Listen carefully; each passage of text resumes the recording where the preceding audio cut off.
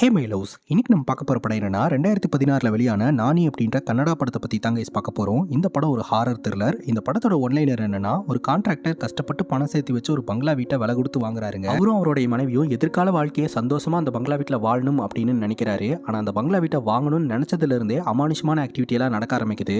Once அந்த பங்களா வீட்டுக்கு குடிபெயர்ந்ததுக்கு அப்புறம் கான்ட்ராக்டரோட மனைவிக்கு பேய் பிடிச்சி ஆட்டி படைக்குதுங்க. தான் மனைவியோட உடம்புக்குள்ள இருக்கிற ஆத்மா யாரு, அடுத்தடுத்து என்ன நடந்தது அப்படின்றது தான் மொத்த படமே. ரொம்ப இன்ட்ரெஸ்டிங்காக இருக்கும். இந்த வீடியோவை ஸ்கிப் பண்ணாமல் பாருங்கள். நீங்களும் நம்ம சேனலை சப்ஸ்கிரைப் பண்ணலன்னா சப்ஸ்கிரைப் பண்ணிக்கோங்க. நீங்கள் பார்த்துட்டு இருக்கிறது சரண் என்டர்டெயின்மெண்ட். நான் தான் சரண். அங்கே வீடியோக்குள்ளே போகலாம். படத்தோட ஸ்டார்டிங் சீனில் ஒரு வயசான பாட்டியை காட்டுறாங்க. இந்த பாட்டிக்கு சொந்தமான ஒரு பங்களா வீட்டை சேல் பண்ணுறதா அனௌன்ஸ்மெண்ட் கொடுத்துருந்துருக்காங்க. அதனால அந்த பங்களா வீட்டை விலை கொடுத்து வாங்குறதுக்காக ஒரு கான்ட்ராக்டரும் அவருடைய ஃப்ரெண்டும் வந்திருக்காங்க. பொதுவாக ஒரு வீட்டை வாங்குறாங்கன்னா அந்த வீட்டோட ஹிஸ்ட்ரியை பற்றி தெரிஞ்சுக்கணும் இல்லையா? இந்த பாட்டி கிட்ட இதுக்கு முன்னாடி அந்த பங்களா வீட்டில் யார் ஸ்டே பண்ணியிருந்தாங்க, எதனால இந்த வீட்டை விற்கிறீங்க அப்படின்னு கேட்க இந்த பாட்டி சொல்கிறாங்க, இதுக்கு முன்னாடி என்னோட மகனும் மருமகளும் தான் ஸ்டே பண்ணியிருந்தாங்க. ரொம்ப ஆசாசியாக தான் அந்த பங்களா வீட்டை வாங்கினாங்க. ரொம்ப சந்தோஷமாக தான் வாழ்ந்துகிட்டு இருந்திருக்காங்க. திடீர்னு அவங்க கிட்ட இருந்து எந்த கான்டாக்டுமே இல்லை. அதனால தன்னோட மகன் மற்றும் மருமகளை பார்க்கறது அந்த பங்களா வீட்டுக்கு இந்த பாட்டி போயிருந்திருக்காங்க. அங்க போய் பார்க்கும்போது தான் இவங்களுக்கு ஒரு லெட்டர் கிடைச்சிருக்கு. அந்த லெட்டர்ல மகன் மற்றும் மருமகள் டீட்டெயிலாக எழுதி வச்சிருக்காங்க. அவங்க நிறைய கடன் வாங்கி இருக்கிறதுனால அந்த கடனை கட்ட முடியாம தவிச்சுக்கிட்டு இருந்திருக்காங்க. கடன் தொல்லை தாங்க முடியாம தங்களோட வாழ்க்கையை தாங்களே முடிச்சுக்கிறோம் அப்படின்ற மாதிரி சொல்லி அவங்க அந்த இடத்துல இருந்து காணாம போயிருக்காங்க. ஸோ காணாம போனவங்க இறந்து போயிட்டாங்க. இப்படி ஒரு கடன் பிரச்சனையில மாட்டிட்டு இருக்காங்க அப்படின்னு என்கிட்ட சொல்லியிருந்தா நான் எப்படியாவது அந்த பிரச்சனையை சால்வ் பண்ணியிருப்பேன். ஆனா அவங்க இப்படி ஒரு முடிவு எடுப்பாங்கன்னு சத்தியமா நினைச்சு கூட பார்க்கல. அவங்க இறந்ததுக்கு அப்புறம் எல்லா சொத்துக்களையுமே வித்து அவங்களோட கடனை நான் அடைச்சேன். இப்போ இவ்வளோ பெரிய பங்களா மட்டும் இருக்குது. இந்த பங்களாவில் நான் ஒருத்தி இருந்து என்ன பண்ண போகிறேன்? அதனால தான் இந்த பங்களாவையும் விற்றுட்டு ஆசிரமத்துக்கு போயிடலான்னு பார்க்குறேன். அங்கே நிறைய பேர் என் கூட இருப்பாங்கல்ல அப்படின்னு இந்த பாட்டி சொல்கிறாங்க. நீங்கள் சொல்கிறதும் கரெக்டு தான் அப்படின்னு சொல்லிட்டு இந்த கான்ட்ராக்டரு இந்த பங்களாவை நானே வாங்கிக்கிறேன் அப்படின்னு அட்வான்ஸையும் கொடுத்துட்றாருங்க. அதுக்கப்புறம் இந்த பங்களா வீட்டை காட்டுறாங்க. இந்த பங்களா வீட்டை எக்ஸ்ப்ளோர் பண்ணுறதுக்காக ஒரு பொண்ணு மட்டும் தனியாக அந்த இடத்துக்கு வந்திருக்காங்க. அந்த வீடே பார்க்கறதுக்கு ஒரு ஹாண்டட் பங்களா மாதிரி தான் இருக்குது. உள்ள நுழைஞ்ச பொண்ணுக்கு சில அமானுஷமான ஆக்டிவிட்டி சத்தமெல்லாம் கேட்க ஆரம்பிக்குது. அங்கே இருக்கக்கூடிய சேர் ஆட்டோமேட்டிக்காக ஆட ஆரம்பிக்குது. திரும்பி பார்த்தா அந்த இடத்துல அந்த சேரையே காணோம். அந்த பொண்ணு மிரண்டு போயிடுறா. அதே சமயம் இந்த சந்திரமுகி படத்தில் வர மாதிரி ஒரு பெரிய சைஸ் பாம்பொண்ணு அந்த பங்களாவை சுற்றி வந்துகிட்டு இருக்குதுங்க. டக்குன்னு பார்த்தா இது எல்லாமே கனவு. எப்போ நம்ம கான்ட்ராக்டர் இந்த பங்களா வாங்கணும் அப்படின்னு சொல்லி பேச்சு எடுக்க ஆரம்பிச்சாரோ அப்போ இருந்து இந்த கான்ட்ராக்டரோட மனைவிக்கு இந்த மாதிரி விசித்திர கனவுகள்லாம் வர ஆரம்பிக்குதுங்க. வழக்கம் போல இந்த கான்ட்ராக்டரோட மனைவி காலையில் எழுந்திருச்சு ஃப்ரெஷ் அப் ஆகிட்டு வீட்டு வேலையெல்லாம் பார்க்க ஆரம்பிக்கிறாங்க. அவங்களுக்கு வர அமானுஷமான கனவை பற்றி யோசனை பண்ணிட்டு தான் இருக்கிறாங்க. அதுக்கப்புறம் இந்த கான்ட்ராக்டரை பார்க்கறதுக்காக அவருடைய ஃப்ரெண்டும் புரோக்கரும் வந்திருக்காங்க. இந்த பங்களா வீட்டை வாங்க போகிறாங்க இல்லையா, அதுக்கான ரெஜிஸ்ட்ரேஷன் ஒர்க் இன்னைக்கு இருக்குது. அதை பற்றி டிஸ்கஷன் மேக் பண்ணிட்டு இருக்காங்க. அப்போ கரெக்டாக கான்ட்ராக்டரோட மனைவி காஃபி கொண்டாந்து கொடுக்க, நீ போய் இந்த டிராயிங் ரூம்ல இருந்து அந்த பங்களா வீட்டோட ஸ்கெட்சை எடுத்துட்டு வரியா அப்படின்னு சொல்ல, சரின்னு கேட்டுட்டு இந்த கான்ட்ராக்டரோட மனைவி அந்த ஸ்கெட்சை எடுக்கிறதுக்காக போகிறாங்க. அப்போ கூட சில அமானுஷமான ஆக்டிவிட்டி எல்லாம் நடக்க ஆரம்பிக்குது. பட் பெருசாக இவங்க கேர் பண்ணிக்க கிடையாது. அப்புறம் ரெஜிஸ்டர் ஆஃபீஸுக்கு போகிறாங்க. அந்த பார்ட்டியோட பேலன்ஸ் அமௌண்ட்டை கொடுத்து ப்ராப்பராக ரெஜிஸ்ட்ரேஷன் ஒர்க்கையும் கம்ப்ளீட் பண்ணுறாங்க. நீண்ட நாள் ஆசை நிறைவேறிடுச்சு அப்படின்னு இந்த கான்ட்ராக்டர் ரொம்ப சந்தோஷமா இருக்கிறாருங்க. அப்புறம் இந்த பங்களா வீட்டை விசிட் பண்றதுக்காக கான்ட்ராக்டரும் அவருடைய ஃப்ரெண்டும் தான் வந்திருக்காங்க. இந்த வீடு ரொம்ப அழகா இருக்கு இல்லையா? இந்த மாதிரி ஒரு வீட்டை வாங்கணும் அப்படின்றதே என்னோட நீண்ட நாள் கனவு. இப்போ நிறைவேறி இருக்கு. இந்த வீட்டை நான் ரொம்ப கஷ்டப்பட்டு தாண்டா வாங்கியிருக்கேன் அப்படின்னு சொல்ல, இனி எல்லாமே நல்லபடியாக நடக்கும் அப்படின்னு கான்ட்ராக்டரோட ஃப்ரெண்டு சொல்லிட்டு இருக்கும்போது அவருக்கு ஒரு ஃபோன் கால். நீ போய் டோர் ஓப்பன் பண்ணி வந்துடுறேன் அப்படின்ட்டு இவர் போய் தனியாக நின்று ஃபோன் பேசிக்கிட்டு இருக்கிறாரு. அப்போ அவர் பின்னாடி இருந்து யாரோ ஒருத்தங்க டச் பண்ணுறாங்க. திரும்பி பார்த்து கத்த ஆரம்பிச்சிடுறாருங்க. உடனே கான்ட்ராக்டர் ஓடி வந்து என்ன ஆச்சுடா அப்படின்னு கேட்க, அது இந்த புரோக்கர் இருக்கிறார் இல்லையா, புரோக்கர் அப்படின்னு பதற ஆரம்பிக்கிறாரு. அப்பதான் என்ன நடந்தது அப்படின்றத காட்டுறாங்க. இந்த புரோக்கர் கான்ட்ராக்டரோட ஃப்ரெண்டுக்கு கால் பண்ணி, இந்த பங்களா வீட்டை நல்லபடியாக பேசி முடிச்சாச்சு அப்படின்னு நீங்க மட்டும் சந்தோஷப்பட்டா எப்படி, நானும் சந்தோஷப்பட வேணாமா? அதனால பணத்தை எடுத்து வைங்க, பணத்தை கலெக்ட் பண்றதுக்காக வரேன் அப்படின்னு சொல்லிட்டு அவர் வந்துகிட்டு இருக்கும்போதே வர வழியில் ஆக்சிடென்ட் ஆகி ஸ்பாட்ல இறந்து போயிட்டாரு. இந்த வீடு நமக்கு கிடைக்கிறதுக்கு காரணமா இருந்ததே இந்த புரோக்கர் தான். அதனால இன்னைக்கு நம்ம டோர் ஓப்பன் பண்ண வேண்டாம், இன்னொரு நாள் பார்த்துக்கலாம் அப்படின்ட்டு அங்கிருந்து கிளம்பிடுறாங்க. இது எல்லாத்தையுமே தூரத்துல இருந்து ஒரு விசித்திரமான வயசானவர் பார்த்துக்கிட்டு இருக்கிறாருங்க. இப்போ வீட்டுக்கு போயிட்டு இந்த கான்ட்ராக்டரும் கான்ட்ராக்டரோட மனைவியும் புரோக்கர் இறந்து போனதை நினைச்சு ஃபீல் பண்றாங்க. இதை பத்தி டிஸ்கஸ் பண்ணிட்டு இருக்காங்க. அதுக்கப்புறம் கொஞ்ச நாள் டைம் எடுத்துக்கிட்டு இந்த வீட்டுக்கு ஷிஃப்ட் ஆகலாம் அப்படின்னு முடிவெடுக்கிறாங்க. நம்ம கான்ட்ராக்டரும் கான்ட்ராக்டரோட மனைவியும் கார்ல வந்துகிட்டு இருக்கும் போதே ரேடியோல பேய் கதைகள்லாம் சொல்லிக்கிட்டு இருக்காங்க. அந்த கதைகள்லாம் கேட்டுக்கிட்டே தான் இவங்க கார்ல வந்துகிட்டு இருக்காங்க. திடீர்னு கார் முன்னாடி ஏதோ ஒரு அமானுஷமான உருவம் நின்றுட்டு இருக்கிறத கான்ட்ராக்டர் பார்த்து மறந்து போயிடுறாரு. உடனே இவர் பதறி போயிடுறாரு. அதை பார்த்து மனைவி என்னாச்சு அப்படின்னு கேட்க, ஒன்றும் இல்லை அப்படின்னு சொல்லிட்டு கொஞ்சம் ரிலாக்ஸ் ஆயிட்டு அதுக்கப்புறம் மீண்டும் பயணத்தை தொடங்குறாங்க. ஃபைனலி இவங்க வாங்கின அந்த பங்களா வீட்டையும் ரீச் பண்ணுறாங்க. மனைவிக்கு ரொம்ப சந்தோஷமாக இருக்குது அந்த வீட்டை பார்க்கும்போது. இந்த வீடு ரொம்ப அழகாக இருக்குது அப்படின்னு சொல்லிட்டு அவங்களும் அந்த வீட்டை ரசிக்க ஆரம்பிக்கிறாங்க. இவங்க 2 பேரும் இந்த வீட்டுக்கு ஷிஃப்ட் ஆகிறதுக்கு தேவையான உதவிகள் எல்லாத்தையுமே இந்த கான்ட்ராக்டோடைய ஃப்ரெண்டு தாங்க பண்ணி கொடுத்துக்கிட்டு இருக்காரு. அதுக்கப்புறம் நம்ம கான்ட்ராக்டோடைய மனைவி இந்த வீட்டை எக்ஸ்ப்ளோர் பண்ணுறேன் அப்படின்ட்டு வீட்டுக்கு வெளியில் இருக்கக்கூடிய சின்ன சின்ன சிலைகளை எல்லாம் ரசித்து பார்த்துக்கிட்டு இருக்க அங்கே வேற எதையும் பார்த்து இவங்க மிரண்டு போய் கத்த ஆரம்பிச்சிடுறாங்க. என்னாச்சுன்ட்டு கான்ட்ராக்டரும் அவரோட ஃப்ரெண்டு ஓடி வந்து பார்த்தா அந்த இடத்துல இந்த விசித்திர வயசானவர் நின்றுக்கிட்டு இருக்கிறாரு. அவரை பார்த்து தான் நம்ம கான்ட்ராக்டோடைய மனைவி பயந்து போயிருக்கிறாங்க. யாருப்பா நீ, எப்படிப்பா உள்ள வந்தா அப்படின்னு சொல்லி கேட்க அப்போ தான் நம்ம கான்ட்ராக்டோடைய ஃப்ரெண்டு சொல்கிறாரு, ஆக்சுவலாக இவரை பார்த்து பயப்படாதீங்க, இவர் இந்த இடத்தோடைய கேர் டேக்கரு, இவர் தான் ரொம்ப நாளாக இந்த பங்களாவெல்லாம் பார்த்துக்கிட்டு இருந்திருக்கிறாரு, ஏதாவது உதவின்னு கூப்பிட்டீங்கன்னா உடனே வந்து இவர் பண்ணி கொடுப்பாரு, இவரை பார்த்து பயப்படணும்னு அவசியம் கிடையாது, பார்க்க தான் ஒரு மாதிரி இருப்பாரு அப்படின்னு சொல்ல சரின்னு கேட்டுட்டு இவங்க எல்லோருமே இந்த வீட்டுக்குள்ள போகலாம் அப்படின்னு வீட்டு வாசல் கிட்ட வராங்க. பங்களா வீட்டோடைய டோர் ஓப்பன் பண்ணிட்டு இந்த கான்ட்ராக்டரோடைய மனைவி வீட்டுக்குள்ள போகும்போது அவங்களுக்கு பயங்கர சர்ப்ரைஸா இருக்கு. இந்த மாதிரி ஒரு வீட்டை கட்டி வாழணும்னு சொல்லி ஆசைப்பட்டிருப்பாங்க இல்லையா, அதை ஒரு ட்ரீம் அப்படின்னு கான்ட்ராக்டர் கிட்ட சொல்லியிருப்பாங்க இல்லையா, அதை அப்படியே ஒரு நிறைவேற்றி வச்சிருக்காருங்க. அந்த வீட்டை பக்காவா டெக்கர் பண்ணி வச்சிருக்காரு. அதை பார்த்ததும் கான்ட்ராக்டரோட மனைவி செம்ம ஹாப்பி ஆயிடுறாங்க. நான் பொண்டாட்டியோட ஆசையை நிறைவேற்றி இருக்கிறோம் அப்படின்ற சாட்டிஸ்ஃபேக்ஷனோடயே நம்மளோட எதிர்கால வாழ்க்கை இங்கே தான் இருக்க போகுது, நம்ம 2 பேரும் இந்த வீட்டில் சந்தோஷமா வாழ போறோம் அப்படின்ற மாதிரி சொல்லி 2 பேரும் சந்தோஷமா இருக்கிறாங்க. அப்புறம் வழக்கம் போல இந்த கான்ட்ராக்டர் வேலைக்கு போறாருங்க. அங்க நம்ம கான்ட்ராக்டர் கூட வேலை பார்த்துக்கிட்டு இருக்கிற இன்ஜினியர் இந்த கான்ட்ராக்டர் கொண்டு வந்த ஆப்பிள கட் பண்றாருங்க. பார்த்தா அது அழுகி போயிருக்கு. என்னது இது, இந்த கான்ட்ராக்டர் வீட்ல இருந்து கொண்டு வந்த ஃப்ரூட்ஸ் எல்லாம் இப்படி அழுகி போயிருக்கு அப்படின்னு பார்த்துக்கிட்டு இருக்காரு. அதுக்கப்புறம் இந்த கான்ட்ராக்டர் அவரோட ஃப்ரெண்டை மீட் பண்றாரு. என்னடா வீடெல்லாம் பிடிச்சிருக்கா, எல்லாம் ஓகேவா அப்படின்னு கேட்க எல்லாம் ஓகே தான், ஆனா வீட்டில் வேலை பார்க்கறதுக்கு ஒரு வேலைக்காரங்க கிடைச்சா நல்லா இருக்கும், என் மனைவி வீட்டில் தனியா இருக்கா, சாப்பாடு செய்யறதுக்கும் வீட்டு வேலை பார்க்கறதுக்கும் யாராவது லோக்கல்ல இருந்தா சொல்றியா அப்படின்னு கேட்க அதுக்கு என்ன என்னோட அம்மா கிட்ட சொன்னா அவங்க பார்த்து சொல்ல போறாங்க அப்படின்னு ஃப்ரெண்டு சொல்றாருங்க. வீட்டுக்கு அடுத்த நாள் காலையில ஒரு லேடியும் அவங்களோட பையனும் வந்திருக்காங்க. அந்த பையனுக்கு ஒரு சைடு கண் பார்வை இல்லைங்க. நீங்க யாருமா, உங்களுக்கு என்ன வேணும் அப்படின்னு கேட்க இல்லங்க வேலை விஷயமா அப்படின்னு ஒரு மாதிரி தயங்குறாங்க. உடனே கான்ட்ராக்டர் வந்து ஆமா என் ஃப்ரெண்டு கிட்ட சொல்லியிருந்தேன், அவங்களா தான் இருக்கும், உள்ள வாங்க அப்படின்னு சொல்லிட்டு கூப்பிட்டு போறாங்க. உங்க பையனுக்கு சட்டை போட்டு விடாம இருக்கீங்க அப்படின்னு கேட்க இல்லங்க ஒரு வேண்டுதல், பையன் பிறந்தா 18 வயசு வரைக்கும் சட்டை போட வேண்டான்னு வேண்டி இருந்தேன் அப்படின்னு சொல்றாங்க. சரி ஓகே அப்படின்னு சொல்லிட்டு இந்த லேடி போய் சமைச்சு சாப்பாடை கொண்டாந்து கொடுக்குறாங்க. இந்த கான்ட்ராக்டருக்கு இந்த டேஸ்ட் ரொம்பவே பிடிச்சிருக்குங்க, நீங்களே கண்டினியூ பண்ணுங்க அப்படின்ற மாதிரி காம்ப்ளிமெண்ட்லாம் கொடுத்துட்டு கிளம்புறாருங்க. அவரை வழி அனுப்பி வச்சுட்டு திரும்பி பார்த்தா இந்த விசித்திர வயசானவர் நின்றுக்கிட்டு இருக்கிறாருங்க. அவரை பார்த்து இந்த கான்ட்ராக்டரோட மனைவி மறந்து போயிடுறாங்க. எதுக்குங்க இந்த மாதிரி மூஞ்சி முன்னாடி நின்று பயன்படுத்திக்கிட்டு இருக்கீங்க அப்படின்னு சொல்லி கேட்க நான் ஒன்றும் உங்களை பயன்படுத்துறதுக்காக வரல, இக்காரணத்தை கொண்டும் இந்த தெற்கு பக்கத்தில் இருக்கக்கூடிய ரூமுக்கு மட்டும் போயிடாதீங்க அப்படின்னு சந்திரமுகி படத்தில் வர மாதிரி ஒரு இன்ஃபர்மேஷனை கொடுத்துட்டு போறாருங்க. ஆனால் நம்ம ஆளுங்க எதை பண்ணக்கூடாதுன்னு சொல்றாங்களோ அதை தானே பண்ணுவாங்க. அதைத்தான் நம்ம கான்ட்ராக்டரோடைய மனைவியும் வீட்டில் வேலை பார்க்குற வேலைக்காரக்காவும் பண்ணுறாங்க. அந்த அறைக்குள்ளே போய் பார்த்தா ரொம்ப வருஷமாக பூட்டப்பட்ட நிலமையில இருந்திருக்கும் போலயே அப்படின்ட்டு ஃபுல்லாக தூசியும் குப்பையுமா இருந்துக்கிட்டு இருக்கு. உடனே அதை எக்ஸ்ப்ளோர் பண்ண ஆரம்பிக்கிறாங்க. அப்போ அந்த ரூமுக்குள்ளே ஒரு வீல் சேர் இருக்குதுங்க. அந்த வீல் சேரை பார்த்த உடனே இந்த கான்ட்ராக்டருடைய மனைவி ஒரு மாதிரி ஃப்ரீஸ் ஆயிடுறாங்க. அந்த வீல் சேரில் ஏதோ ஒன்று உட்காந்துக்கிட்டு இருக்கிற மாதிரி இந்த கான்ட்ராக்டருடைய மனைவிக்கு மட்டும் தெரியுது. டக்குன்னு அந்த அமானுஷம் காணாமல் போயிடுது. என்னக்காச்சு என்னாச்சு அப்படின்னு சொல்லி கேட்கும்போது ஒன்றும் இல்லை, நாம இந்த ரூமை க்ளீன் பண்ண ஆரம்பிக்கலாம் அப்படின்னு சொல்லிட்டு இந்த கான்ட்ராக்டருடைய மனைவி அந்த ரூமை க்ளீன் பண்ண ஆரம்பிக்கிறாங்க. அங்கே கட் பண்ணால் இந்த கான்ட்ராக்டர் சைட்டுக்கு போயிட்டு அங்கே இருக்கக்கூடிய இன்ஜினியர்ஸ் கிட்டலாம் இன்னைக்கு யார் என்ன ஒர்க் பண்ணணும் அப்படின்ற இன்ஸ்ட்ரக்ஷன்லாம் கொடுத்துட்டு இருக்காரு. வேலை வந்து தொடங்குதுங்க. அங்கே கட் பண்ணால் நம்ம கான்ட்ராக்டரோடைய மனைவி இந்த ரூமை க்ளீன் பண்ணிக்கிட்டு இருக்கும்போது ஒரு பெட்டியை பார்க்குறாங்க. அந்த பெட்டிக்குள்ளே ஏகப்பட்ட பொருள், அது கூட ஒரு ஃபோட்டோ, ஒரு சின்ன பொண்ணோட ஃபோட்டோ இருக்கிறதையும் கவனிக்கிறாங்க. அங்கே கட் பண்ணால் இந்த கான்ட்ராக்டரோடைய சைட்டில் வேலை பார்த்துட்டு இருந்த ஒரு பையன் கீழே விழுந்து அடிபட்டு ஸ்பாட்லேயே இறந்து போகிறான். அந்த இடத்துல ஒரு அசம்பாவிதமான சம்பவம் நடந்து போயிருதுங்க. சைட்டில் இப்படி ஒரு சம்பவம் நடந்துருச்சு அப்படின்ட்டு கான்ட்ராக்டர் ரொம்ப ஃபீல் பண்ணிட்டு இருக்காரு. கான்ட்ராக்டரோட ஃப்ரெண்டு இறந்து போன குடும்பத்துக்கு ஒரு 1 லட்ச ரூபாய் கொடுத்துரு அப்படின்ற மாதிரி சொல்ல சரின்னு இவரும் கேட்டுக்கிறாருங்க. அதுக்கப்புறம் ராத்திரி இந்த கான்ட்ராக்டரும் அவருடைய மனைவியும் தூங்கிட்டு இருக்கும்போது மனைவிக்கு தூக்கமே வர மாட்டேதுங்க. ஏதோ விசித்திரமான சவுண்டு, விசித்திரமான சத்தம் இதெல்லாம் கேட்க ஆரம்பிக்குது. டக்குன்னு நம்ம கான்ட்ராக்டர் வந்து கண்முழிக்கிறாரு. பக்கத்தில் பார்த்தா அவருடைய மனைவியை காணோம். அவர் கண்முழிச்சு பார்த்தா அந்த இடத்துல இந்த கான்ட்ராக்டரோட மனைவி ஒரு மாதிரி பறந்துட்டு கத்திக்கிட்டு இருக்காங்க. அதை பார்த்து இந்த கான்ட்ராக்டர் கத்த ஆரம்பிக்கிறாரு. டக்குன்னு பார்த்தா இது கான்ட்ராக்டரோடைய மனைவிக்கு வந்த கனவு. கான்ட்ராக்டர் நல்லா தான் தூங்கிட்டு இருக்கிறாரு. ஸோ கான்ட்ராக்டரோட மனைவிக்கு தான் இந்த மாதிரி விசித்திர கனவெல்லாம் வந்துகிட்டு இருக்குது.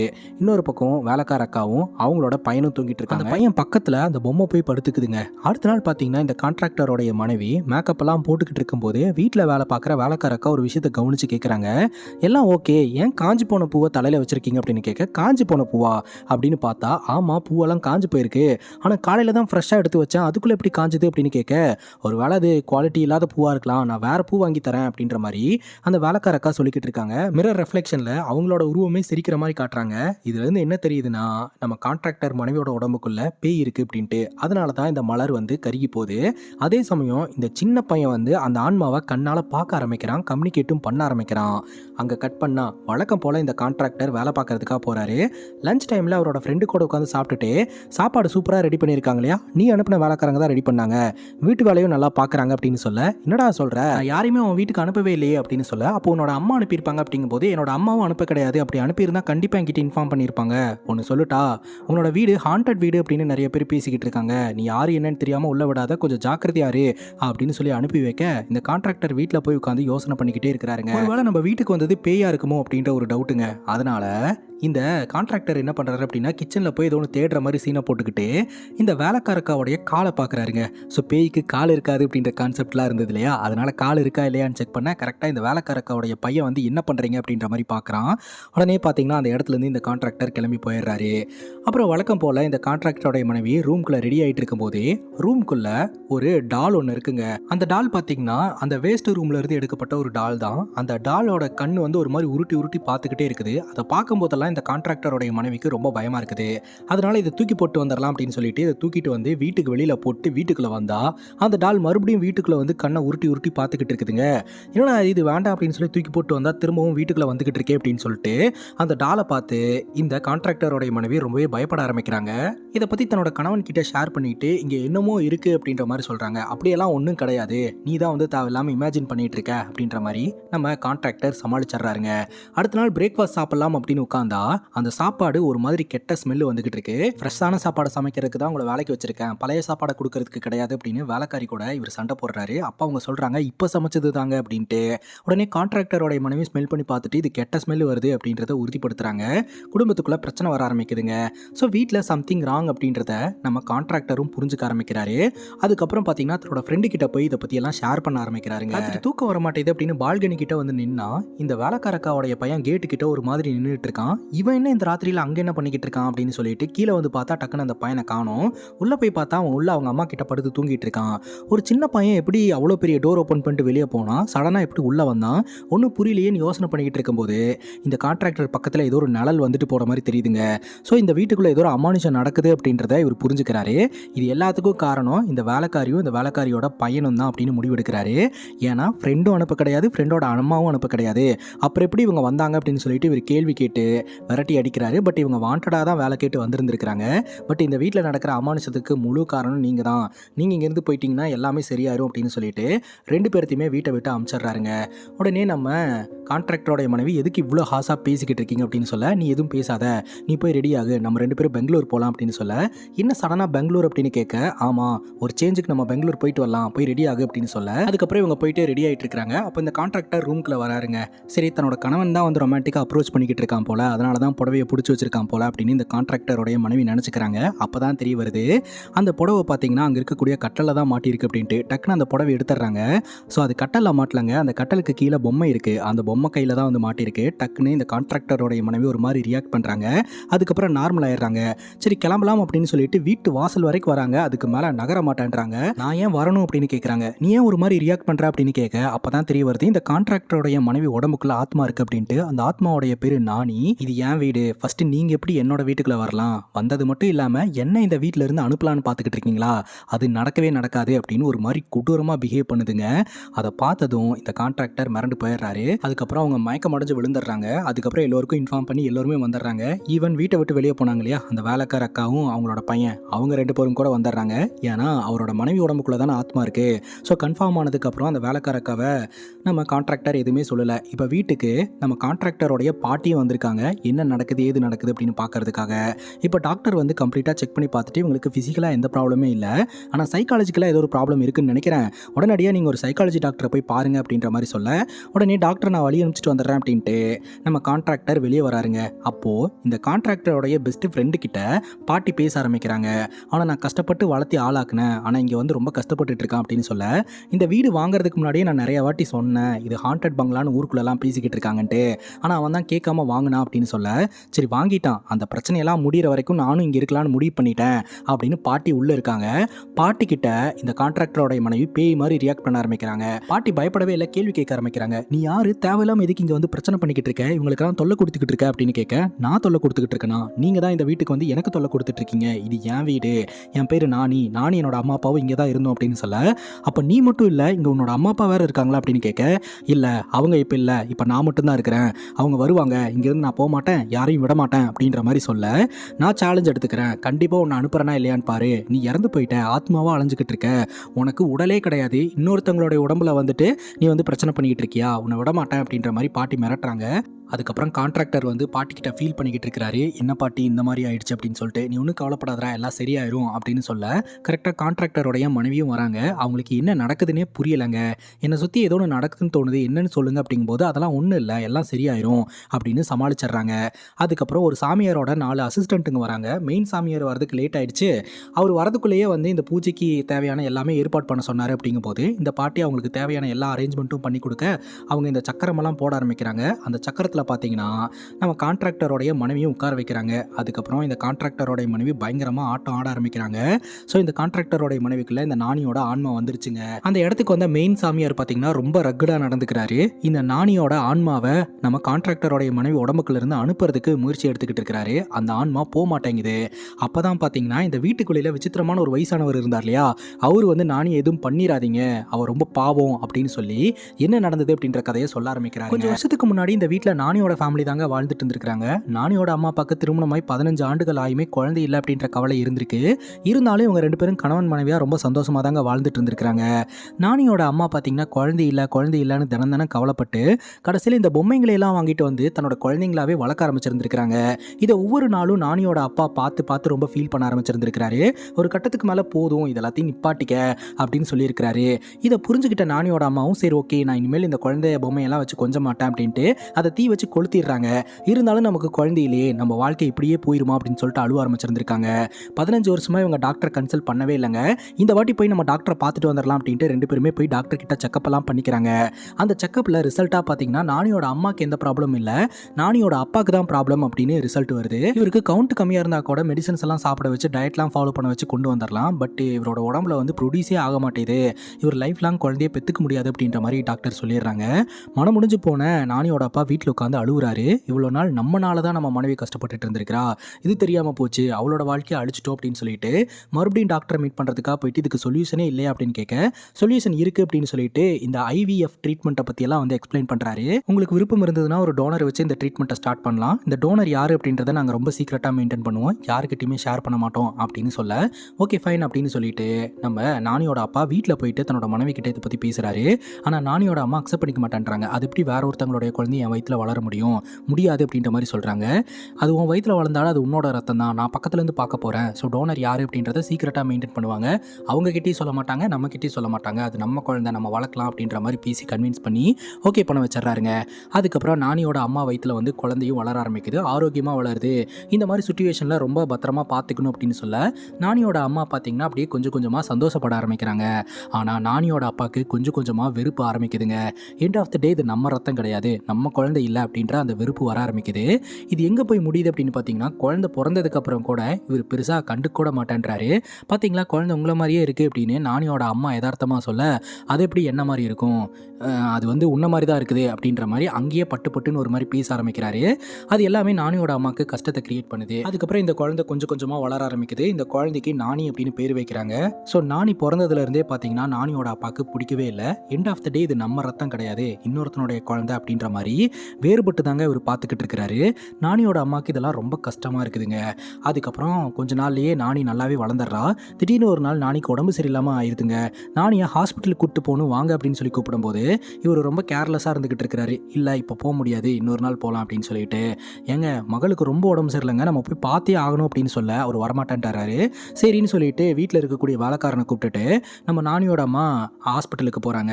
ஆக்சுவலாக அந்த வேலைக்காரனாக இருக்கிறவர் தான் வந்து படத்தோட ப்ரெசன்ட் சுச்சுவேஷன் சிச்சுவேஷனில் ஒரு மாதிரி விசித்திர வயசானவராக இருந்தார் இல்லையா, அவர் தான். ஸோ அங்கே போய் ஹாஸ்பிட்டலில் செக் பண்ணி பார்க்கும்போது தான் தெரிய வருது, நானிக்கு ஒரு நோய் வந்திருக்குது. இதுக்கப்புறம் நானினால் நடக்க முடியாது அப்படின்னு டாக்டர் சொல்லிடுறாங்க. ஸோ நானி வந்து வீல் சேர்லேயே இருக்கிறா. நானி கிட்ட அவங்க அப்பா அன்பாவே நடந்துக்க மாட்டேன்றாரு இல்லையா, அதனால நானி போயிட்டு அம்மா கிட்ட, ஏம்மா நான் நடக்க முடியல அப்படின்ற காரணத்தினால தான் அப்பா என்கிட்ட அன்பாவே நடந்துக்க மாட்டேன்றாரா அப்படின்னு கேட்க, அப்படியெல்லாம் இல்லை அப்படின்னு சொல்லிட்டு நானியோட அம்மா சமாளிச்சுக்கிட்டு இருக்காங்க. அவங்களுக்கு ரொம்பவே கஷ்டமாக இருக்குங்க நானியோட இந்த நிலைமையை பார்த்து. அப்படியே நாட்கள் நகர ஆரம்பிக்குது. என்னதான் நானியோட அப்பா கண்டுக்கலனா கூட நானியோட அம்மா நானியை ரொம்ப நல்லா பார்த்துக்கிறாங்க. இந்த பொண்ணு அப்பா பாசத்துக்காக ஏங்கிட்டு இருக்கா. ஒரு நாள் பார்த்தீங்கன்னா நானியோட அப்பா வந்து இந்த மாதிரி ஒரு பார்ட்டி ஒன்று ஏற்பாடு பண்ணியிருக்காங்க. ஸோ நம்ம 2 பேரும் பார்ட்டியில் கலந்துக்கணும் அப்படிங்கும்போது நானியும் கூப்பிட்டு போகலாம் அப்படின்ற மாதிரி நம்ம நானியோட அம்மா சொல்லிடுறாங்க. சரின்ட்டு இவங்க குடும்பத்தோட அந்த பார்ட்டி அட்டன் பண்ணுறதுக்காக போகிறாங்க. அங்கே போனால் அங்கே இருக்கக்கூடிய கொலீக்ஸ் எல்லாம் என்ன பண்ணுறாங்கன்னா, நானி வந்து இந்த மாதிரி ஐவிஎஃப் ட்ரீட்மெண்ட் மூலமாக பிறந்தவ, இவ வந்து இந்த நானியோட அப்பாவோட ரத்தமே கிடையாது அப்படின்னு ஒரு மாதிரி புறம் பேச ஆரம்பிக்கிறாங்க. புறம் பேசினது மட்டும் இல்லாமல் இவங்க காதுபடவே ஒரு மாதிரி பேச ஆரம்பிக்கிறாங்க. நானிக்கிட்டேயே வந்து பேசுகிறாங்க. நானிக்கு இதெல்லாம் புரியல. ஐவிஎஃப்னா என்ன நீங்கள் சொல்கிறீங்கன்னு ஒன்றுமே புரியல அப்படின்ற மாதிரி அவள் உட்காந்துக்கிட்டு இருக்கா. உடனே அந்த இடத்துக்கு வந்த நானியோட அப்பா எல்லாருக்கூடயும் சண்டை போட்டு பெரிய பிரச்சனையாயிருதுங்க. அதுக்கப்புறம் சரக்க போட்டு அவங்க சொல்கிறதுல என்ன தப்பு இருக்குது, இவ எனக்கு பிறந்தவளே கிடையாது, இன்னொருத்தனுக்கு பிறந்தவ தானே அப்படின்ற மாதிரி இன்னும் நம்ம நானியோட அம்மாவையும் அந்த பொண்ணையும் காயப்படுத்துகிறாங்க. அப்போ தான் பார்த்தீங்கன்னா நானிக்கே விஷயம் தெரிய வருது, டெஸ்ட் டியூப் பேபி மூலமாக தான் வந்து நானி பிறந்திருக்கா அப்படின்னு சொல்லிட்டு. அதுக்கப்புறம் பார்த்தீங்கன்னா நானியோட அம்மா நானியோட அப்பா தனியாக கூட்டிகிட்டு போயிட்டு நிறைய விஷயங்கள் பேசுகிறாங்க, டிஸ்கஸ் பண்ணுறாங்க. ஒரு கட்டத்துக்கு மேலே சமாதானமாகி போகிற மாதிரி இருக்குது. உடனே நானியோட அப்பா வந்து, என்னை மன்னிச்சுக்கம்மா, நான் தெரியாமல் உன்ட்ட ரொம்ப கோவமாக நடந்துக்கிட்டேன், இனிமேல் நான் ரொம்ப அன்பாக நடந்துப்போம்மா, கவலைப்படாதம்மா அப்படின்னு சொல்ல நானிக்கு ரொம்ப சந்தோஷமாயிருது. அப்பாடா, இத்தனை வருஷம் கிடைக்காத அப்பாவோட பாசம் இந்த சண்டைக்கு அப்புறமாவது கிடச்சிருக்கே அப்படின்ட்டு நானி ரொம்ப சந்தோஷப்படுறா. அந்த சந்தோஷத்தோடைய அடுத்த கட்டமாக, நாங்கள் வந்து உன்னோட பர்த்டேக்கு ட்ரெஸ் எடுத்துகிட்டு வரதுக்காக போகிறோம், நீ வீட்லேயே சாப்பிட்டுட்டு இரு, யாரையுமே வீட்டுக்குள்ளே அலோவ் பண்ணாத, ஓகேவா, நல்லா ஞாபகம் வச்சுக்கோ, வீட்டுக்குள்ளே யாரையுமே அலோவ் பண்ணாத, நாங்கள் ட்ரெஸ்ஸு கேக்கெல்லாம் வாங்கிட்டு வந்துடுறோம் அப்படின்னு சொல்லிட்டு நானிக்கு பிடிச்ச சாப்பாடு எல்லாத்தையுமே ரெடி பண்ணிவிட்டு நானியோட அப்பா அம்மா வீட்டை விட்டு கிளம்புறாங்க. நானியும் அவங்க அப்பா அம்மா போயிட்டு வருவாங்கன்னு காத்துக்கிட்டே இருக்கிறா. கடைசி வரைக்கும் நானியோட அப்பா அம்மா வீட்டுக்கு வரவே இல்லை. 1 நாள் ஆகுது, 2 நாள் ஆகுது, 3 நாள் ஆகுது, 4 நாள் ஆகுது, கிட்டத்தட்ட 1 வாரத்துக்கு மேலே ஆயிருதுங்க. நானி பார்த்தீங்கன்னா அந்த வீட்டுக்குள்ளே செத்தே போயிடுறா. இந்த வீட்டில் வேலை பார்த்துட்டு இருந்த வேலைக்காரர் இருக்கிறார் இல்லையா, அவர் பார்த்தீங்கன்னா திருப்பதியில் போய் ஸ்டே பண்ணிட்டு வர மாதிரி வந்து வேண்டுதலுக்காக போயிட்டு மொட்டையெல்லாம் போட்டு வராருங்க. வந்து பார்த்தா வீடே ஒரு மாதிரி தூசி கோலமாக இருந்துட்டு இருக்கு. டோர் ஓப்பன் பண்ணால் உள்ள நானி செத்து கிடக்குறாங்க. அவளை அப்படியே விட்டு போயிருக்கிறாங்க அப்படின்றத இந்த வேலைக்காரர் உணர்றாரு. ரொம்பவே மனமுடிஞ்சு போயிடுறாரு. கடைசியில் நானியோட டெட் பாடி எடுத்துகிட்டு போயிட்டு இவர் தாங்க வந்து அடக்கமே பண்ணுறாரு. அதுக்கப்புறமும் பார்த்தீங்கன்னா நானியோட அப்பா அம்மா இந்த வீட்டுக்கு வரவே இல்லை. அவங்களுக்கு என்னாச்சு ஏதாச்சுன்னு எதுவுமே தெரியலை. அப்புறம் இந்த வீடு பார்த்தீங்கன்னா ஏலத்துக்கெல்லாம் வந்து கடைசியில் ஒவ்வொருத்தங்க கை மாறி இப்போ பார்த்தீங்கன்னா இந்த கான்ட்ராக்டர் மற்றும் கான்ட்ராக்டரோடைய மனைவி கைக்கு வந்திருக்கு. இதுக்கு முன்னாடி இந்த வீட்டில் தங்கினவங்களையெல்லாம் நானியோட ஆன்மா தான் பார்த்தீங்கன்னா விரட்டி அமைச்சிருக்குது. ஆனால் யாரையும் கொல்லலை. பிரசன்ட்ல இந்த விசித்திர வயசானவர் என்ன சொல்கிறாருன்னா, நானி எதுவும் பண்ணிடாதீங்க, அவர் ரொம்ப பாவம், அவங்க அப்பா அம்மா இந்த வீட்டை விட்டு போகிறதுக்கு முன்னாடி ஒரு வார்த்தையை சொல்லிட்டு போனாங்க, நான் வர வரைக்கும் யாரையும் இந்த வீட்டுக்குள்ளே விடாத, நாங்கள் வந்துடுவோம் அப்படின்ட்டு. அதனால தான் அவள் வீட்டுக்குள்ளே இப்போ வரைக்கும் அவங்க அம்மா அப்பா வருவாங்கன்னு ஆன்மாவாக அலைஞ்சிக்கிட்டு இருக்கா. கண்டிப்பாக அவங்க அப்பா அம்மா வர வரைக்கும் இங்கேயே தான் இருப்பா அப்படின்னு சொல்ல, அப்படியெல்லாம் இருக்க வைக்க முடியாது, உங்கள் அப்பா அம்மாலாம் இறந்துட்டாங்க, நீ போ அப்படின்ற மாதிரி இந்த சாமியார் விரட்டி அடிக்க பார்க்குறாரு. அப்போ பார்த்தீங்கன்னா தூரத்தில் ஒரு வயசானவர் நடந்து வந்துக்கிட்டு இருக்கிறாரு. பார்த்தா அது நானியோட அப்பா தாங்க. நானியோட அப்பாவை பார்த்ததும் நானி அப்படியே கள்ளங்கவடம் இல்லாத அந்த பாசத்தை வெளிப்படுத்திக்கிட்டு இருக்கிறா. நானியோட அப்பா ஒரு பாவம் பண்ணதுனால இப்போ ஒரு பிச்சைக்காரனா வாழ்ந்துக்கிட்டு இருக்கிறதா சொல்கிறாருங்க. உன் வாழ்க்கையில் நீ எந்த தப்பும் பண்ணலாமா, நான் தான் ஒரு மிகப்பெரிய பாவத்தை பண்ணிட்டேன், நீ ஐவிஎஃப் ட்ரீட்மெண்ட் மூலமாக பிறந்த உன்னோட பயாலஜிக்கல் ஃபாதர் நான் கிடையாது அப்படின்னு உன் மேலே நான் வன்மத்தை கக்குனேன். அந்த வன்மம் உன்னை கொல்ற லெவலுக்கு என்னை தூண்டி விட்டுருச்சு. நீ சாப்பிட்ற சாப்பாட்டில் விஷத்தை கலந்து வச்சுட்டு உன்னோட அம்மாவை கூப்பிட்டுட்டு வெளியே கிளம்புன. போகிற வழியிலேயே ஆக்சிடென்ட்டு. அந்த ஆக்சிடெண்ட்டில் உன்னோட அம்மா இறந்து போயிட்டா. நான் பண்ண பாவத்துக்கான தண்டனை தான் இப்போ நான் பிச்சைக்காரனாக அலைஞ்சிக்கிட்டு இருக்கேன், என்னை மன்னிச்சிருமா அப்படின்னு சொல்லிட்டு அழுவ ஆரம்பிக்கிறாரு. ஆனாலும் நானியோட ஆன்மா அங்கேருந்து போக மாட்டேது. அப்போ இந்த சாமியார் சொல்கிறாரு, இப்போ நானி வந்து இறந்து போய் ஒரு ஆத்மாவாக அலைஞ்சிக்கிட்டு இருக்கா, இவள் முக்தி அடையணும் அப்படின்னா இவளுக்கு அப்பா பாசம் அப்படின்றது தேவைப்படுது, அவள் ஏங்குன அந்த அப்பா பாசத்தை ஒழுங்காக கொடுங்க, அப்போ தான் வந்து அவள் இந்த ஊரை விட்டு போவா அப்படின்ற மாதிரி சொல்ல, உடனே என்னை மன்னிச்சுக்கமா அப்படின்னு சொல்லிட்டு என்னோட மகன் நானிக்கிட்ட 2-3 வார்த்தை பாசமாக பேச ஆரம்பிக்கிறாருங்க. அந்த பாசத்திலேயே உருகி தன்னுடைய உக்கிரமான அந்த ஒரு விஷயத்தையெல்லாம் விட்டு போட்டு நானி பார்த்தீங்கன்னா இந்த உலகத்தை விட்டே போயிடுறாங்க. நானியோட ஆத்மாவும் சாந்தி அடைஞ்சிருது. அதுக்கப்புறம் கடைசியாக என்னதான் இந்த வீடு ஏலத்துக்கெல்லாம் வந்து கைமாறி வந்தாலும் கடைசியில் இந்த கான்ட்ராக்டரோடைய மனைவியும் கஷ்டப்பட்டு சம்பாரிச்சு வாங்கின வீடு தானே, அந்த வீட்டில் இவங்க வாழ்க்கையை கண்டினியூ பண்ணுறாங்க. அவங்களோட குழந்தைக்கு நானி அப்படின்ற பேரை வைக்கிறாங்க. இதோட இந்த படம் முடியுதுங்க. இந்த படத்தை பற்றின உங்களோட கருத்துக்களை கமெண்ட் செக்ஷனில் பதிவு பண்ணுங்கள். இதே மாதிரி வேறு ஏதாவது படத்தை பற்றி பேசணும் அப்படின்னாலும் கமெண்ட் செக்ஷனில் சொல்லுங்கள். இதே மாதிரி வேற ஒரு நல்ல வீடியோவில் வந்து சந்திக்கிறேன். Love you guys, take care and cheers.